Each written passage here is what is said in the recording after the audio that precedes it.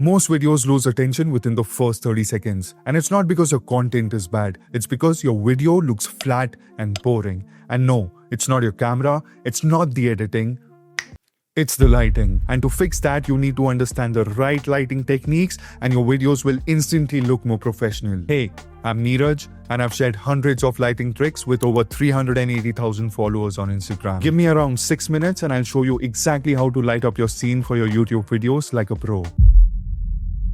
Right now, we are lighting up the scene using just a basic tube light that's on the ceiling above me. This light is spreading all across the room, because of which there is no separation between me and the background. But we're gonna fix this one light at a time. But before that, we need to control the light in this room. And to do that, you need to turn off all the lights in the room and close the curtains to make sure there's no outside light disturbing the scene. You wanna start with a dark room to make sure you have full control over every light you add to the scene. Now let's light up the subject using the key light. But before we talk about the gear, let's talk about the placement of the key light. If you place the key light directly in front of the subject, the face looks flat. And if you place it too far on the side, you get split lighting. This may look cool and dramatic, but this is not the look that we are going for. Your key light should be placed at a 45-degree angle, slightly above the eye level. This creates what's called the Rembrandt lighting. This gives you soft shadows, natural contrast, and this cool triangle shape on the shadow side of the face. These stick lights usually come with barn doors that help you better control your light. Again, place it at a 45 degrees slightly above and then tilt it down slightly. Most people aim it straight at the face, which makes the light too harsh and dramatic. Tilting it softens the look and spreads the light evenly on the face. These are the easiest way to get that soft and professional lighting. I use the Ulanzi VL200 Bi for my key light, and I usually keep the power around 40 to 50%. The softbox and the grid controls the spill and lights up only the subject. If you're on a tight budget, a 60-watt light should do the job. But if you have the budget, I would suggest that you go for something between 100 watts to 200 watts, as it will give you more flexibility and serve you better in the long run. Once you've set up the key light, you'll notice that one side of the face has deeper shadows. Now this is a dramatic look, and if you like it, you don't really need a fill light.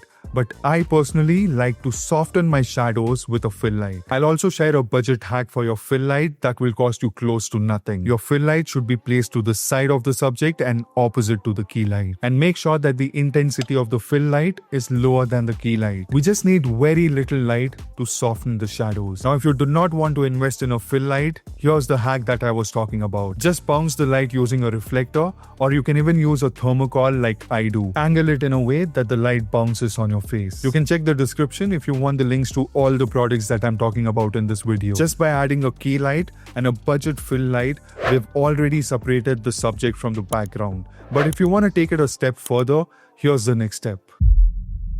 If you want to further level up the scene, then the rim light is what I recommend. You see how it adds this glow effect on the shoulder and the side of my head? This actually adds a little bit of more separation between you and the background. I'm using the Godox LC1000R as a rim light, but if you have a tight budget, you can go for those smaller and cheaper RGB lights. I'll link them down below. But there's this one thing about the rim light that most people get it wrong. Do not place the rim light right next to you, because that creates split lighting. And that's not the look that we are going for. Instead, place it slightly behind, pointed towards your shoulder, and make sure to keep the intensity of the rim light lower than the key light. We want the rim light to support the look, not steal attention.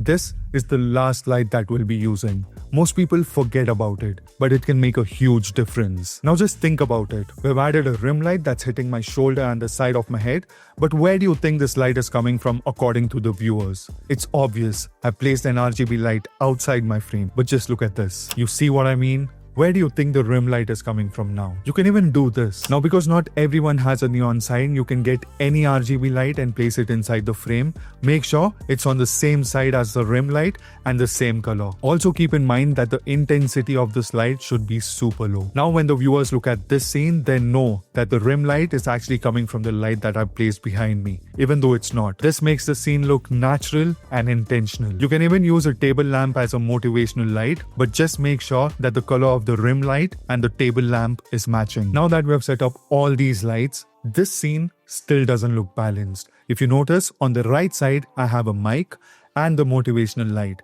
But on the left side of the frame, there is nothing. It's empty. And to balance that, we can simply bring in a laptop. And this looks so much better. Or you can even place a guitar and light it up if you want. Just make sure to balance the scene. Now let's just see how each light made a difference. The key light, the fill light, the rim light, the motivational light, and finally, balancing the shot. And yes, my neon sign. The goal behind making this video was to let you guys know that do not stop yourself from creating because of a small budget.